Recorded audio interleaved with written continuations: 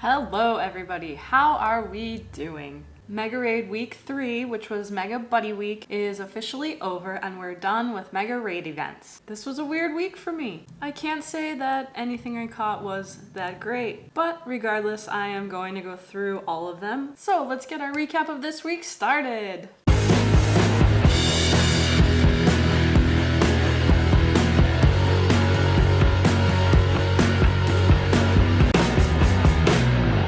So we did have some special research this week and it was kind of okay. It was meant to be focused on working with your buddy and using Mega Evolves as your buddy. We saw some of the Mega Evolves showing up in photo bombs. So we did get every single photo bomb, but every single one of them was 0 stars. There were no shinies and they were kind of hard to catch. Can't say I was super excited about the photo bombs, but otherwise the research was pretty easy. The Pokemon rewards were Baniri, Haunter, which whatever, we had Ghastly Community Day recently, so I have like thousands of Ghastly candies. And lastly, Snorlax. And there was also Snorlax all over the place in the wild, so I could give or take that. I also did my final research breakthrough for the Alolan Raichu, and guess what? It was not shiny. I will say though, my favorite thing about this week were the spawns. So the spawns this week were focused on large Pokemon. I mean, can we just look at these spawns that are happening here? They were wild. I put my first incense on and I was like, this is gonna be the best week ever. We were seeing Wailmer, Arbok,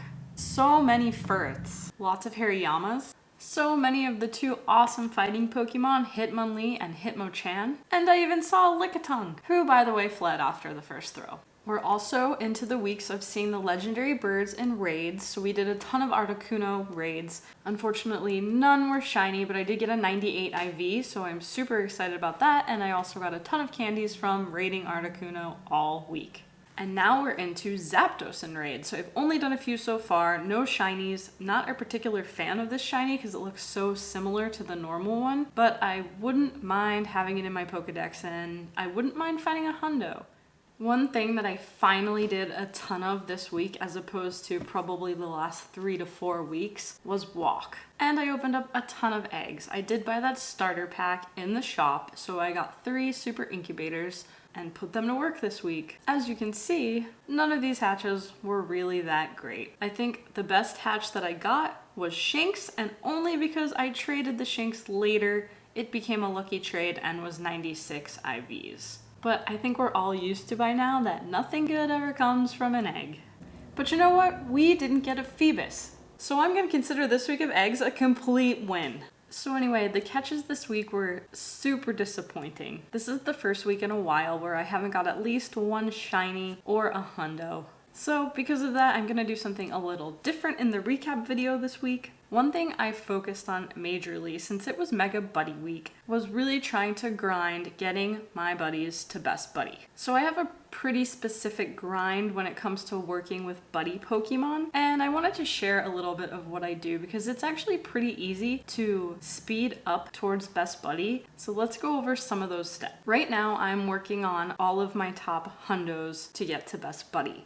So right here, you'll see these are the little group of hundos that I have and the ones that I'm working on. Everyone except the lower Porygon I worked on this week. And if you use your buddy swaps and your time wisely, you can usually do at least 7 Pokemon per day with at least 6 hearts. So I'll feed it 3 treats first, play with it, take a picture of it, and then go out and battle with it. Now the great thing about battling with your buddy is 1, it can be with a trainer, and 2, you don't even have to win, and 3, you don't even have to have your buddy come out to battle. So basically what I do is I do 1 battle where I actually fight, because you can get a reward once a day for battling a trainer. It's usually Stardust, and I believe the Stardust increases based on what battle league you use, so I always try to use my Chandelure right now, which is my highest one, to go into the Master League and get the highest amount of Stardust as my reward. I'm usually not that interested in going through the battles again and again and again. So what I do is I just set my Pokemon up, I bring my buddy out, put that in first, and then I put the lowest CP Pokemon I have as second and third. And then I just put the phone off to the side and I let them get totally defeated by the trainer. And then voila!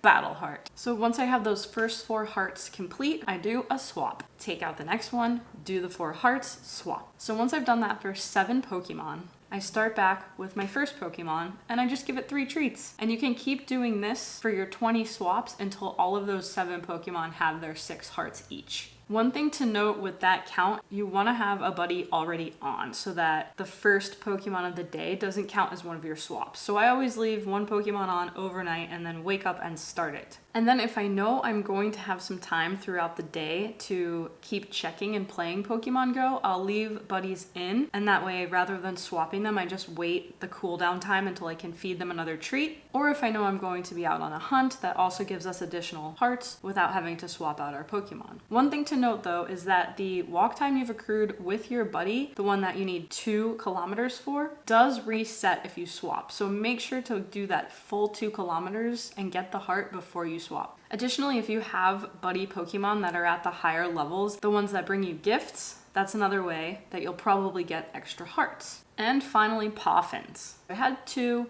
in my bag and I used 1 on my Rhyhorn. So that allowed me one of these days to get 20 hearts with my Rhyhorn. And the Poffins were lasting double time this week, so it was on for, it felt like the entire day. So here's a glimpse at how happy my Rhydon was when I gave him a Poffin. And now I wanted to share the progress I made with my 7 buddies over the course of this 1 Mega Buddy week. So we're gonna flash on a few before and after photos of the progress.